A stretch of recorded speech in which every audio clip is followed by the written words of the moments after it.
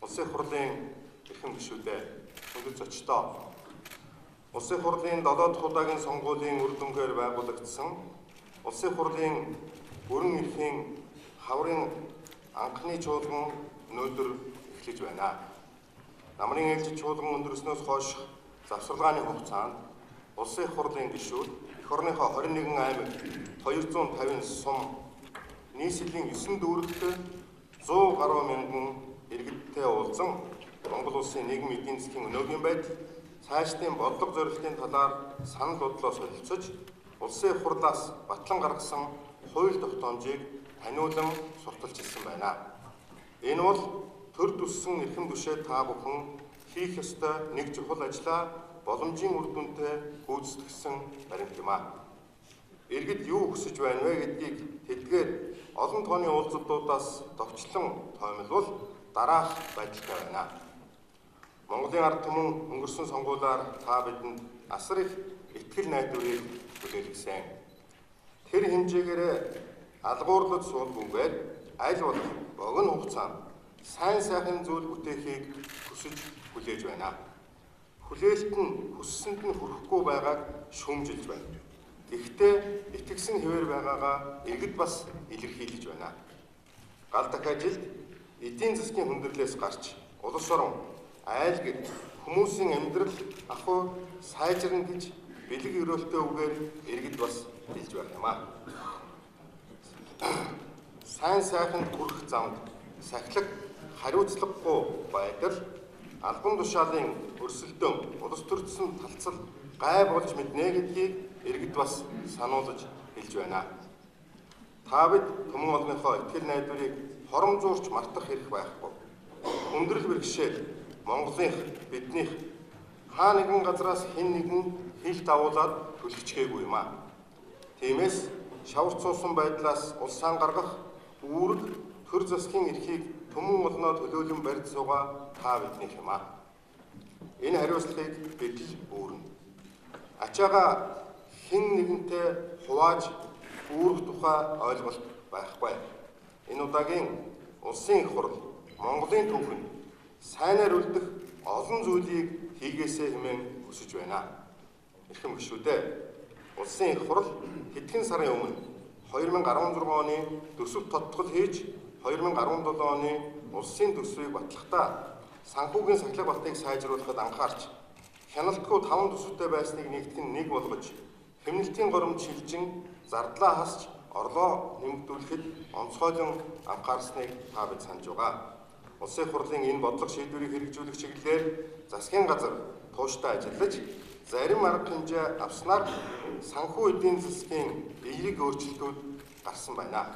Тухайлбал нэгдсэн төсвийн тэнцвэржүүлсэн орлого ба тусламжийн дүн 2017 оны эхний 2 сарын гүйцэтгэлээр өмнөх оны мөн үеэс 36% буюу 254.5 тэрбум төгрөгөөр өсч орлогын төлөвлөгөө биелсэн байна.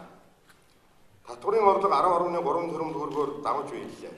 2017 оны эхний 2 сарын гүйцэтгэлээр төсвийн ерөнхийлөн захирагчдын зарцуулсан төсөв 154.4 тэрбум төгрөгөөр хэмнэгджээ. Гадаад худалдааны тэнцэл ашигтай гарч ам долларын ханш тогтворж байна. Монгол улсын засгийн газар төлбөр төлөх хугацаанд болоод байсан Монгол улсын хөгжлийн банкны 850 сая Америк долларын бондын төлбөрийг хөрвүүлж хуралдай бондыг олон улсын хөрөнгийн зах зээл амжилттай арилжаажээ. Энэ үеэр олон улсын санхүүгийн зах зээлийн хөрөнгө оруулагчид 3.3 тэрбум Америк долларын бонд худалдаж авахд бэлэн байгаагаа илэрхийлсэн нь хэдхэн сарын өмнө зээл авч чадахгүйдээ тулаад байсан Монгол улсад итгэх хөрөнгө оруулагчдын итгэл эргэн сэргсэний нотлогоо болж байна. Улсын хурлаас Монгол улсын хөгжлийн банкны тухай хуулийг шинжилэн батлаж, төлбөрийн чадварыг нь сайжруулах шийдвэртэй алхам хийсэн нь ийм эерэг үр дагавар гаргахад зохих түлхэц болсон. Өнгөрсөн 7 хоногт миний бие Япон улсад албан ёсны айлчил хийж, Бангладеш улсын нийслэл Дака хотноо болсон олон улсын парламентын холбооны 136 дугаар чуулганд оролцож, Аз намхан далайн бүлгийг даргалах болж, дэлхийн олон улс орны хурлын тэргүүнүүдтэй уулзаж ярилцлаа. хэд хүндрэлийг даван туулах чиглэлээр Монголын төр засгаас авч хэрэгжүүлж байгаа арга хэмжээг сайшааж, улс төрийн доктортой байдал бий болсон талархан туслад дэмжихэд бэлэн байгаагаа илэрхийлж байна. Эдгээр эерэг өөрчлөлт нь амжилт хэдий ч нэгэнт бий болсон улсын өрийн дарамт санхүүгийн системийн асуудлыг шийдвэрлэж цаашид доктортой өсөлтийн зам руу буцахад хангалтгүй юм а. Сүүлийн жилүүдэд замбраагүй зээлж бодлогогүй зарцуулсны уршиг өрийн дарамт байсаар байна. Засгийн газрын өрийн өнөөгийн үн цэнээрх үлдэгдэл 18.6 их найт төгрөг буюу дотоодын нийт бүтээгдэхүүний 76.9% хүрч зээлийн хүүгийн зардал 2017 оны төсвийн жилийн баталсан зардлын 16% буюу 1.3 их найт төгрөг төлөхөөр байна. Засгийн газар Монгол банкнаас олон улсын валютын сантай чамгүй урт хугацаанд амаргүй яриа хэлцээ хийсний үр дүнд хөтөлбөр хэрэгжүүлэх урьдчилсан тохиролцоонд хүрсэн. Олон улсын валютын сангийн өргөжлсөн санхүүжилтийн хөтөлбөр санхүүгийн салбарын засаглал, хяналт шалгалтыг сайжруулах шинжилгээг хийхэд бидэнд тусална. Мөн урд нь гарсан алдаа дутагдал юунд байсныг ч бас дүгнэж өгнө. Хөтөлбөр эдийн засгийн хүндрэлийг даван туулж, улс орны санхүү эдийн засгийн байдал докторжих, банк санхүүгийн систем эрүүлжин, бизнес орчин сайжрах, хөрөнгө оруулагчдыг татах, иргэдийн амьдрал дээшлүүлэхэд нааштай үр дүнгээ өгнө гэдэгт итгэлтэй байна. Энэ дашрамд Монгол улсын ардчилсан шинжилгээг гүнзгийрүүлэх, учирсан саад бэрхшээлийг гэтлэн давах чиглэлээр байнга зөвлөж, дэмжиж байдаг найрсаг харилцаатай улс орнууд, олон улсын түвшин түнш байгууллага, тэдгээрийн элч төлөөлөгч нарт Монгол улсын их хурлын нэрийн өмнөөс талархал илэрхийлье.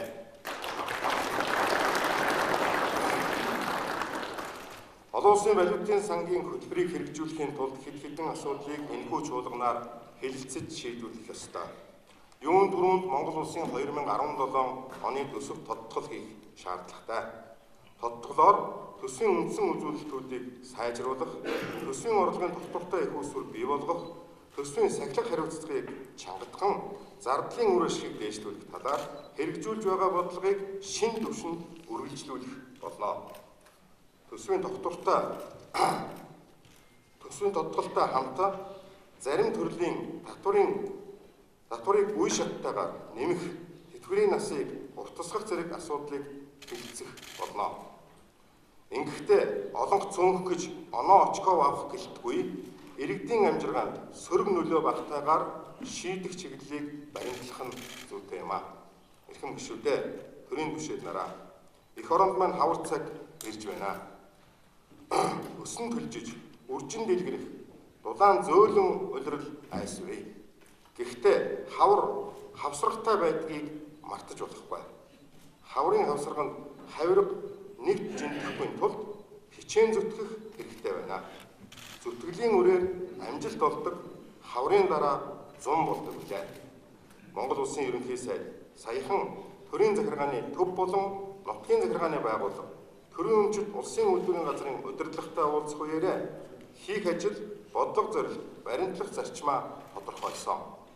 Эдийн засаг эмнэлгийн сэхэнээс энгийн дасагт шилжсэн бол одоо эдгэрэх ёстой. Эдийн засгаа эрүүлжүүлж, эмнэлгээс гаргах гол ажил энэ хавар эхэлж, энэ ондоо багтаж дуусгахыг эрмэлзэх учиртай. Дэлхийн зах зээл дээр эрдэс бүтээгдэхүүний үн өссөн, олон улсын валютын сантай хамтарч хөтөлбөр хэрэгжүүлэхээр болсон гадаад орчинд эерэг хандлага гарч байгаа улсын төлбөрийн чадвар сайжирсан, гадаадын хөрөнгө оруулагчдын сонирхол дахин нэмэгдэж байгаа зэрэг тааламжтай нөхцөлийг бид алдаж болохгүй. Уул уурхай эрчим хүчний салбарт хэрэгжүүлэх томоохон төслүүдийг байрнаас нь хөдөлгөж шийдэмгий тодорхой алхмыг чухамхүү энэ хаврал хийх шаардлагатай юм а. Монгол улс Шалко компани тавьсан өрөө бүрэн дүүрэн төлж дууссан. Засгийн газраас зөв менежмент хэрэгжүүлснээр үлдээд байсан өрийг богино хугацаанд барагдуулж чадлаа. Одоо 5 талбай нүүрснээс олох орлого бүтнээрээ Монгол улсын төсөвт орж баялагын үр шим монголчуудаа бүрэн зориулагдах болсон. Энэ талаар ард түмэнд амлсан зүйлч бас бидэнд бий. Цаашид ямар арга замаа хэрхэн ашиглах асуудлаа нэг мөр болгомоор байна. царгийн хэмжээ, цатсан хөрөнгө тойрсон ярианаас цаашгүй байгаа төмөр замын талаар оновчтой шийдвэр, бодит үр дүн гаргах цаг болсон. Энэ хаврын чуулганаар хэлцгээр төлөвлөсөн төмөр зам түүний бодлогын баримт бичгийн хэрэгжилтийг хангах тухай улсын хурлын тогтоол энэ ажлыг зөв замд нь нэг мөр чиглүүлэх гол хөшүүрэг болох учиртай. Энэ онд 1200 км төмөр зам барих төслийн ажлыг эхлүүлэх, 1400 гаруй км хатуу учиртай зам, 640 м уртааш төмөр бетон гүүрийн төсөл үргэлжлэн хэрэгжих ёстой. 430 км авто замын барилга, их засварын ажлыг шинээр эхлүүлнэ. Цахилгаан дулаан хангамж, эрчим хүчний салбарт хэд хэдэн томоохон төслийг эхлүүлж барьж байгуулах гэж тооцож төлөвлөсөн.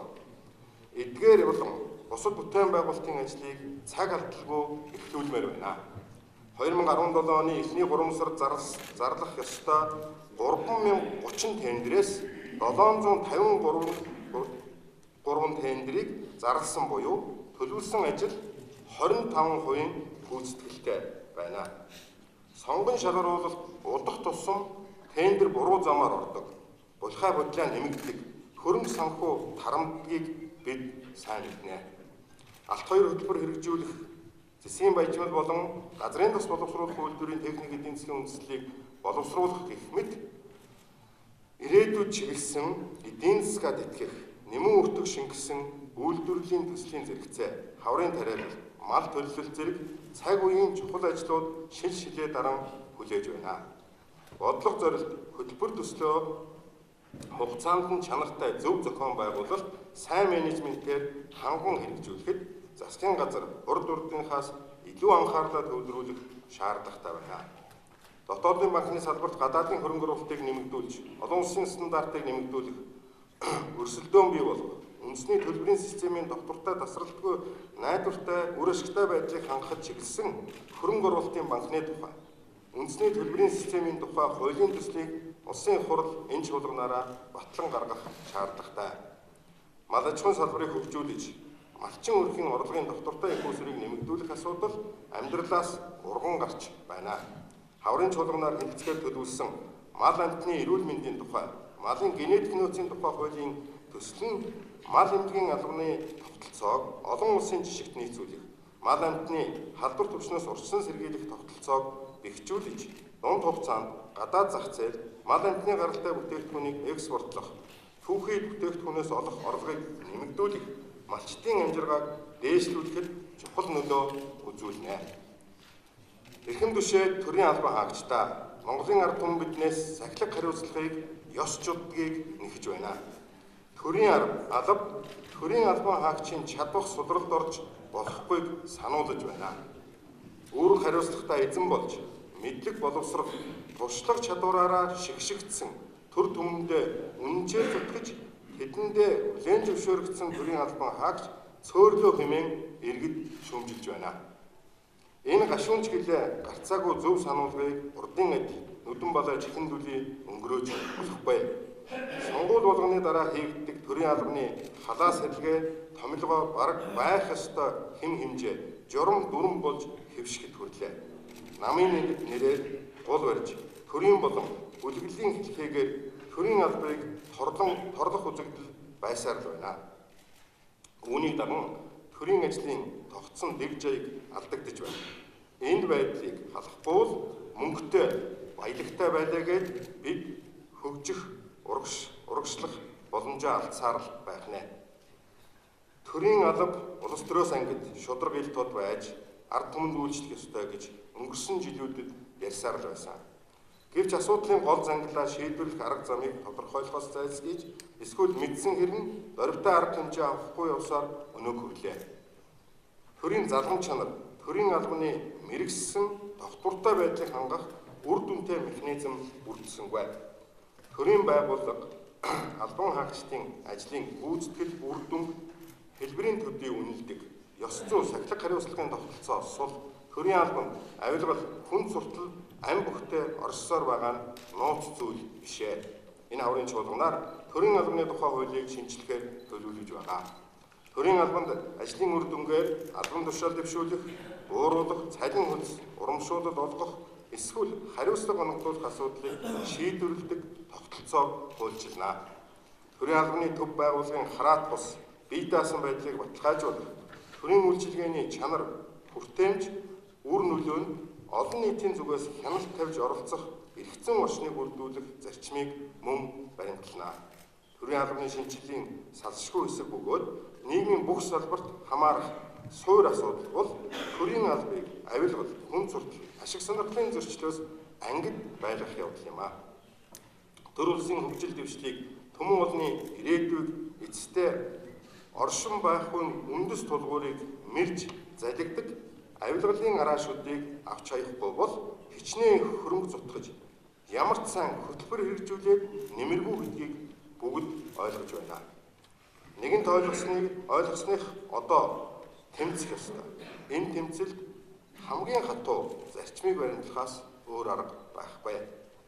Энэ улсын хурал авилгалтай тэмцэх хөтөлбөрийг намрын чуулганаараа хэлэлцэн батлаж, төлөвлөгөө зохион байгуулалттайгаар хэрэгжүүлэх үүргийг засгийн газар авилгалтай тэмцэх газарт хүлээлгэснээс хойш 5 сар гаруй хугацаа өнгөрч байна. Өнгөрсөн хугацаанд авилгалтай тэмцэх чиглэл бодиттой, далайцтай ямар ажил зохион байгуулав, үр дүн нь юу болов гэдгийг хармаар байна. Тиймээс хөтөлбөрийн хэрэгжилтийн тайлан гаргуулж, дүгнэлт, үнэлэлт өгөх ажлыг зохион байгуулахыг хууль зүйн байнгын хороонд даалгаж байна. Мөн түүнчлэн бизнес эрхлэхэд байнга хэрэгэлдэг хууль тогтоомжуудын татвар, гайл, санхүү, даатгал, бүртгэл, тусгай зөвшөөрөл, хөдлөх болон үл хөдлөх хөрөнгө зэрэг салбар бүрээр шүүн судлаж, хүн суртал үүсгэн, хээль хахуулын нөхцөлийг бүрдүүлж байгаа хууль тогтоомж дүрм журмыг хүчингүй болгох, цаашид эргэцэн орчныг сайжруулах, түүнийгээ тодорхой хугацаанд тогтвортой мөрдөх арга хэмжээг цаг алдалгүй авч хэрэгжүүлэх шаардлагатайг засгийн газарт анхааруулж байна. Офшор гэдэг үг уулзалт хийсэн газар бүхэнд иргэдийн амнаас гарч шүүмжлэн хэлэлцэж байна. Тиймээс нийтийн албанд нийтийн болон хувийн ашиг сонирхлыг зохицуулах, ашиг сонирхлын зөрчлөөс урьдчилан сэргийлэх тухай хууль өөрчлөлт оруулах асуудлыг хойшлуулшгүй шийдвэрлэх ёстой. Миний хувьд төрийн алба хашиж буй хүн офшор бүсэд данстай байж огт болохгүй гэсэн хатуу байр суурьтай байгаагаа хэлье. Эрхэм нөхдөө, хууль тогтоол батлаад орхих нэг хэрэг. Хуулийг хэрэгжүүлэхгүй бол тэр ердөөл цаас болж үлдэж байна. Батлсан хууль тогтоомжийг төрийн байгууллага албан тушаалтан ягштал хэрэгжүүлдэг. Тэрхүү хууль тогтоомж нь ард иргэдийн амьдралд хүрч үйлчилдэг байх ёстой. Монгол улсын үндсэн хууль засгийн газар хуулийн биелэлтийг улс орон даяар зохион байгуулж хангах үүрэгтэй гэж тодорхой заасан. Үндсэн хууль заасан энэхүү үүргийн биелэлтийг улсын хурал алхам тутамд засгийн газраас шаардаж ажиллах болно. Засгийн газар өөрийн гаргасан тогтоол шийдвэрийнхээ биелэлтэнд тавих хяналтыг ч чангатгах шаардлагатайг анхааруулъя. Иргэд олон нийт, эрдэмтэн судлаачид, улс төрийн намууд, төр нийгмийн зөвлөлтнүүд Монгол улсын үндсэн хуулийн зарим зохицуулалтыг боловсронгуй болгох, өөрчлөх асуудлаар удаа дараа санал гаргаж хэлэлцүүлэг өрнүүлж байна. Улсын хурал засгийн газрын түвшинд байгуулагдсан ажлын хэсгүүдэд ирсэн саналаас үзвэл Монгол улсын иргэдийн дийлэнх олонх нь үндсэн хуульд нэмэлт өөрчлөлт оруулах ёстой гэж үзэж байгаа юм билээ. Тиймээс хаврын чуулганаар Монгол улсын үндсэн хуульд оруулах нэмэлт өөрчлөлтийн төслийг хэлэлцэхээр төлөвлөсөн. Энэ асуудал долоо хэмжиж нэг огтлох Монгол ухаанаар нэн хариуцлагатай хянамгай хандах ёстойг хэлхэн зүйтэй гэж бодож байна. Тиймээс улс төр нийгмийн зөвсөлтслийг бүрэн хангаж бодит шаардлага судалгаанд үндэслэн асуудалд хандахыг улсын их хурлын гишүүдээс хүсье. Улсын их хурлын энэ удаагийн хаврын ээлжид чуулганы хугацаанд Монгол улсын ерөнхийлөгчийн ээлжид сонгуул болно. Монголын ард түмний эв нэгдлийг илэрхийлэгч төрийн тэргүүнээ сонгох сонгуульд иргэд сонгогчид, улс төрийн намууд, шудраг ёс, үндэсний эв нэгдэл, улс орны эрх ашгийг эрхэмлэн оролцдог уламжлалтай. Энэ уламжлал хадгалагдаж сонгуулийн ерөнхий хороо бүх шатны сонгуулийн байгууллага сонгуулийг хуулийн дагуу зохион байгуулна гэдэгт итгэж байна. Тэгмэг шүү дээ. Улсын их хурлын хаврын ээлжид чуулганаар батлах хууль тогтоомж шийдвэрүүдэд иргэд олон нийт олон түмнийхээ санал бодлыг өргөнөөр тусгаж байнгын хорооны болон чуулганы үйл ажиллагаанд хариуцлагатай, итгэвч, санаачлагтай оролцохыг та бүхнээсээ хүсье. Улсын их хурлын 2017 оны хаврын ээлж чуулганы ажиллагаа нээснийг мэдэгдэе.